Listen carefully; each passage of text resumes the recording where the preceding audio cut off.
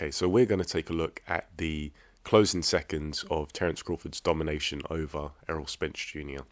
Of course, the fight is basically sealed in this round in the next few seconds, but I feel like there's a lot to unpack and some things that I really like and some intricacies that I think just go to show how intelligent Terence Crawford is, even when he's got his opponent hurt and really down and out as he does with Errol Spence here, just to show the real, the technique and just the intelligence that Terence Crawford uses, even when he essentially has the fight in the bag. So to start off, short sequence where Terence Crawford is essentially being pushed back by these Errol Spence jabs.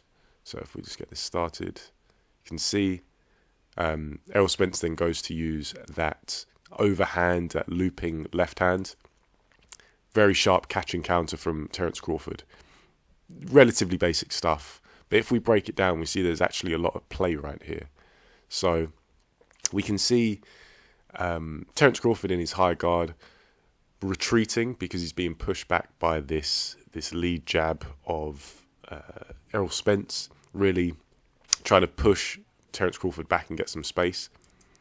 And we can see that as he's advancing, he gives quite a bit of tell on the punch, which I'm sure makes it easier for a puncher like Terence Crawford to counter. However, if we look at the positioning and specifically the footwork of Terence Crawford, we can see he starts off not really in a great position to counter. He's travelling backwards, but his front leg, the heel of that foot is on the ground, but it's not flat, whereas the back foot is. It's kind of confusing as to which punch he could potentially let go.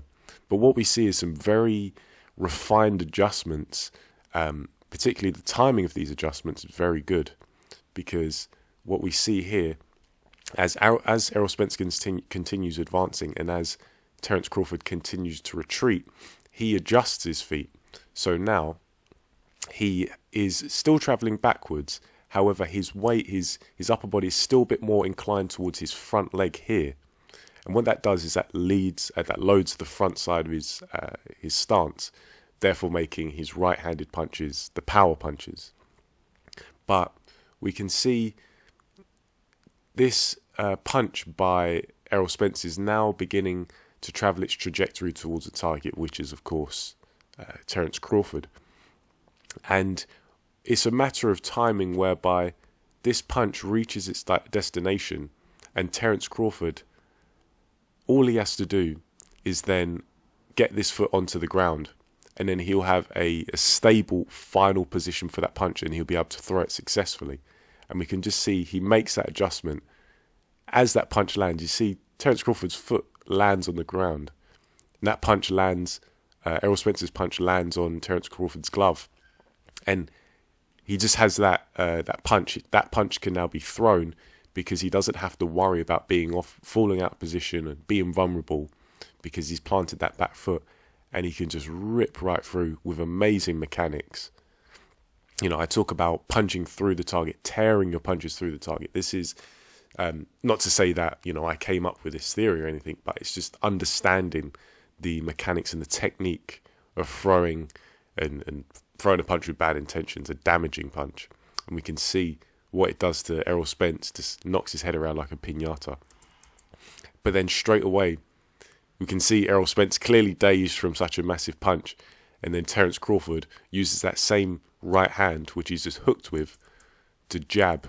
So he goes from power punch straight into jab / controlling shot. And you just see some of the dexterity there. Obviously that disrupts Errol Spence. I'm sure it hurts him as well, but what it does, it gets Errol Spence to move once again, even though there's very little commitment with that punch. It's just chucking it out there. Bang, just like that. You know, it's such a slight move in comparison to that hook. You can barely see it, and obviously the camera angle doesn't help. But then we see more great mechanics whereby Terence Crawford taking his head here and just chops down with this left. So he uses that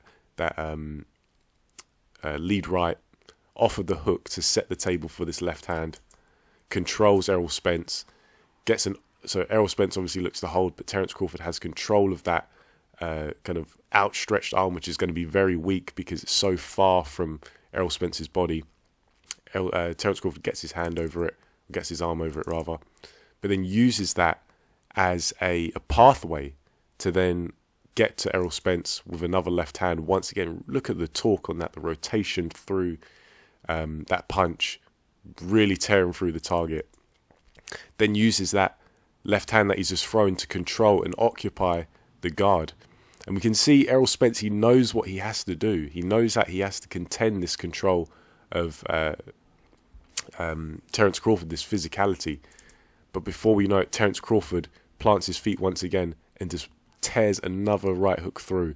And we can see here, Errol Spence is in absolutely no position to offend or defend himself. He's just completely hung out to dry.